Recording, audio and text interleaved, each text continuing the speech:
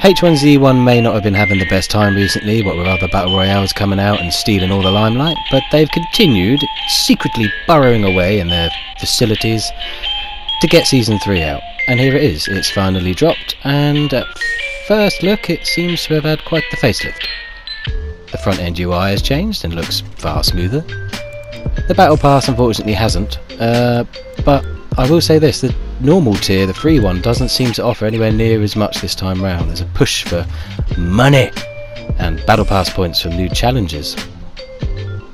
They've also added a daily login reward, so every time you log in you get something extra, and eventually you'll get a new uniform, which is a nice way to get stuff for free. Within the menus you have the customised marketplace, buy crates, career, etc, where you can kit your dude out with new stuff, including new name cards, which seem to have more categories of things for you to purchase.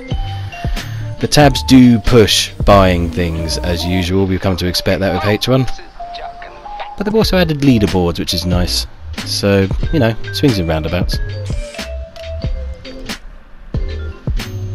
There's been some gameplay updates, so you've got new modes alongside the originals like Solo, Duo and Fire's Battle Royale. You have a solo battle mode called Free For All, a locked arcade mode which will be updated, and 2 training modes with combat training returning and weapon training. Some simple quality of life changes like having the controls appear on the loading screen instead of a Battle Pass advertisement have helped, and you know, this mode continues that as you get to play with all the weapons. You find a weapon you like, you can see what ammo goes with it, so you don't have to think which one do I have to pick up. You can test all the sights. There's all the weapons from the throwables all the way up to sniper rifles and special weapons are all there for you to test out and see what they do, which is actually quite satisfying.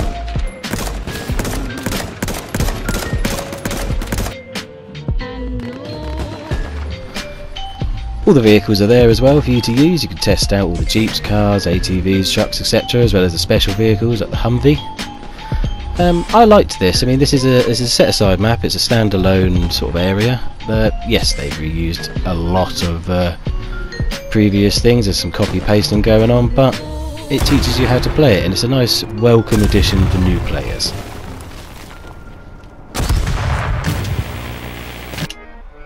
We also have the return of combat training, which was always in there originally but never really sort of pushed to be used before you jumped in. And combat training is slightly different in the sense that you can die. You start off with a limited setup and you can go pick up weapons as you do in game, in a map that is not currently available for Battle Royale, which should be. It's my favourite map, the training map, because the areas just seem so much more designed for the Battle Royale than the other map. But it's good, you respawn after you die and you get to grips with the whole sort of Battle Royale method of sneaking and finding your favourite techniques and tactics, etc. And it's also a good way to use the weapons in a battle situation so you can realise how they actually handle. I've always been a fan of the training mode. I think it's a good addition in Battle Royale games because not everyone can just jump in. The other new mode is the Free For All, which takes place on one of 3 scaled down maps, so slightly smaller.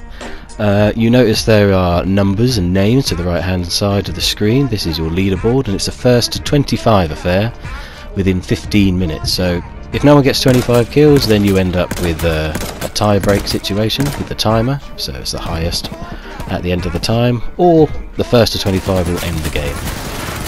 You start off with base weapons, including a short range like shotgun, something like that, a rifle and an assault rifle, and then you can pick up other special weapons from people's loot.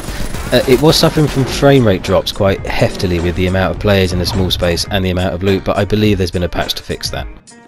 The spawning system also seemed to be a little bit wonky, as I spawned in right next to someone here and I make short work of them, and there's also a situation where when you do spawn in you've got like an invincibility for a second as it's loading in, but it seems to run over what the actual loading time for the character is. So this guy comes in, I should be able to shoot him, he's jumping around, nothing, absolutely nothing, until he gets me. So, you know, I think with a bit of work this could be good. It was high pace, it was good fun, a slightly different thing to Battle Royale. And different in a good way, to be honest, as it's nice to see developers always trying to switch up the games, as Battle Royale is getting a little bit stale and we see things like Apex and their new game modes really starting to take over. I think my only issue is that the Season 3 update has been called Beyond Royale, and with no changes to the core game, not even a map update, I'm wondering how this goes beyond Royale.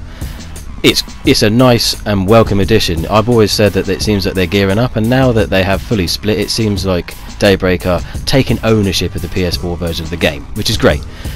The more that they put into it, the more that they'll find they'll get out of it with response from fans. I hope that people appreciate what they've done.